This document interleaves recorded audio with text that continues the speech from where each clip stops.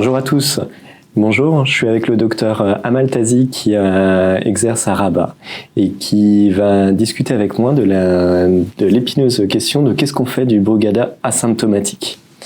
Bonjour.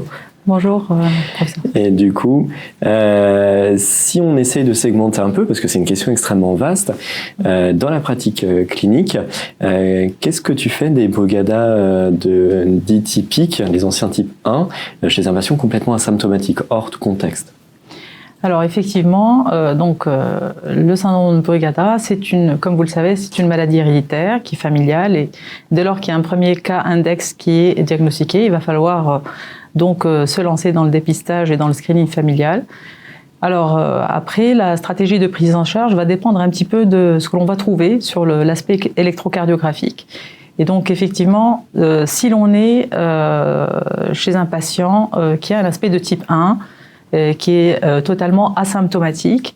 Donc toute la difficulté, on va dire, le défi, ce sera de stratifier le risque rythmique de ce patient et de proposer une stratégie de prise en charge. Alors si le patient a un aspect, on va dire, de pattern électrocardiographique qui évoque un Brugada mais qui n'est pas typique, c'est ce qu'on appelait antérieurement les fameux type 2 et type 3, Eh bien, dans ce cas de figure, la stratégie de prise en charge est un peu plus complexe et il va falloir peut-être s'orienter avec le contexte clinique. Si le patient a fait des événements, on sera peut-être amené à faire des tests pharmacologiques de provocation pour démasquer ce fameux type 1 induit par le traitement pharmacologique. Mais là encore, il faut insister sur le fait que le risque rythmique est différent. Le risque rythmique des patients qui ont un aspect de Brugada de type 1 spontané est certes plus élevé que les patients qui ont un aspect de Brugada de type 1 induit. Voilà. Tout à fait. L'idée est de le mettre en profondeur entre le risque rythmique de mort subite, qui peut être cumulatif d'autant plus que le patient est jeune, face aux complications malheureusement des défibrillateurs, les chocs inappropriés, les fractures de sonde. Et c'est vrai qu'on a envie d'implanter peut-être les patients les plus jeunes avec un type 1 spontané, mais c'est eux les mêmes qui au final vont faire les complications au long cours.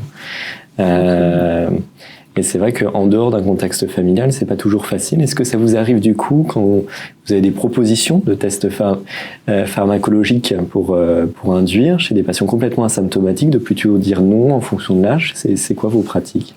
Alors, c'est vrai que les indications du test pharmacologique sont là aussi... elles sont pas très claires dans le sens où ça reste une indication de classe 2A dans les recommandations européennes, puis récemment appuyée par le récent consensus européen de 2025. Mais là encore, il faut toujours remettre un peu les choses dans le contexte. Et dans le cadre d'un dépistage familial, on peut être amené à faire ces tests pharmacologiques, notamment pour ces fameux patterns électrocardiographiques type 2 ou type 3. Donc c'est important de faire un screening familial dans le but justement du diagnostic. On peut aussi être amené à faire un test à l'âge maligne chez un patient ou lorsque l'on est dans un contexte d'un décès subi, avec un contexte très évocateur, c'est-à-dire un sujet jeune de sexe masculin et une mort subite dans la nuit. Donc là encore, on peut être amené à faire un screening dans ce sens-là et bien évidemment les apparentés de premier degré. Voilà, c'est important de pouvoir mettre une étiquette, ne serait-ce que sur l'existence ou non d'un type 1 induit et à partir de là, proposer une stratégie de prise en charge en fonction des résultats. Dans l'exposé que tu nous as fait, tu montrais bien aussi la différence entre les hommes et les femmes. À savoir là, on parle de l'âge, mais aussi en fonction du genre, c'était pas exactement les mêmes données. Tu peux nous redire les grandes lignes? Alors effectivement, il semble y avoir une influence du genre sur le risque rythmique. Et effectivement, dans le Brugada, tel qu'on le voit un peu dans la littérature, c'est une maladie plus à prédominance masculine. Et ce caractère, il est principalement expliqué, on va dire, par l'influence des hormones sexuelles sur l'expression de certains canaux ioniques au niveau justement du myocarde. Et cette expression, elle est beaucoup plus remarquée chez les sujets de sexe masculin comparativement aux femmes qui, elles, seraient plutôt, on va dire, protégées par leur profil en oestrogène. Alors, autre particularité du phénotype des Brugada féminins, qui est plutôt considéré comme étant un phénotype de bas risque rythmique, ce seraient des patients qui seraient plus souvent asymptomatiques, avec un taux d'événement plutôt faible. L'aspect de type 1 spontané est 3 fois moins fréquent que chez les sujets de sexe masculin. Et paradoxalement, même cet aspect de type 1 spontané ne serait pas forcément toujours lié à un risque rythmique un peu plus élevé. On retrouve plutôt chez la femme un autre facteur de risque d'arythmie qui est plutôt en lien avec la présence d'une dysfonction sinusale. D'accord, vraiment intéressant. Oui. Dernière chose, on le sait, il y a toute l'ambiguïté, ou en tout cas les discours discordants autour de la stimulation ventriculaire programmée pour stratifier le risque.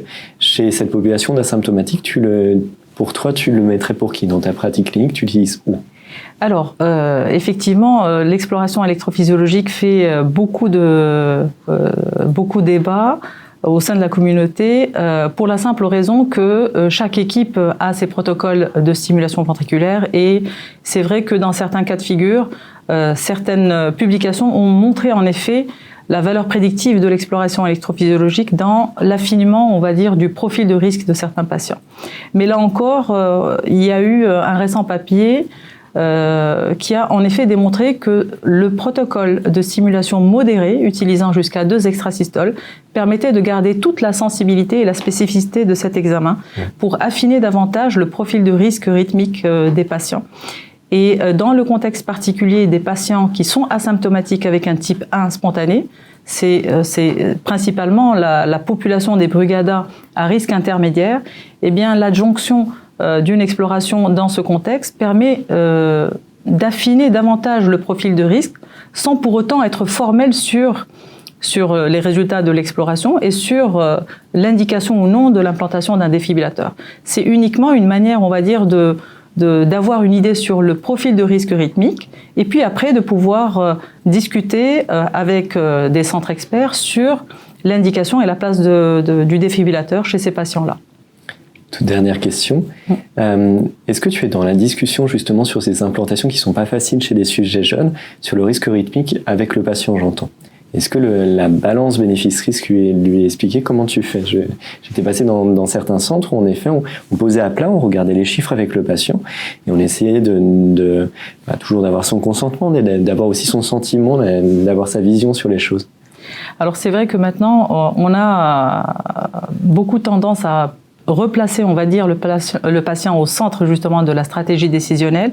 Et je pense que c'est important aussi de convaincre le patient par rapport à l'utilité de l'implantation d'un défibrillateur qui, à mon sens, chez les patients Brugada qui sont à haut risque rythmique, reste la seule alternative thérapeutique.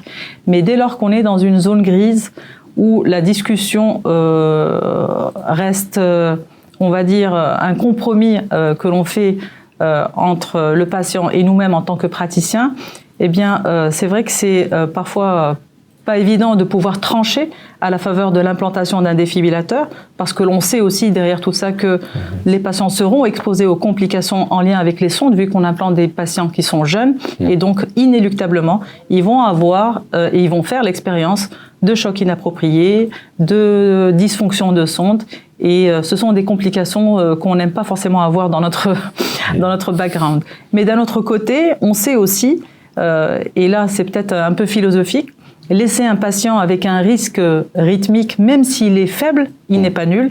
Ça nous engage, nous aussi, en termes de responsabilité, dans une discussion, on va dire, plus philosophique. Et ça reste quelque chose qu'il va falloir peut-être discuter avec les centres experts pour pouvoir essayer d'affiner davantage nos connaissances dans on va dire, la meilleure évaluation du risque rythmique de ces patients, surtout les patients qui sont dans le registre du risque intermédiaire. Très bien. Je te remercie beaucoup pour tous ces éclaircissements. Très bien. Merci à vous. Merci. Au revoir.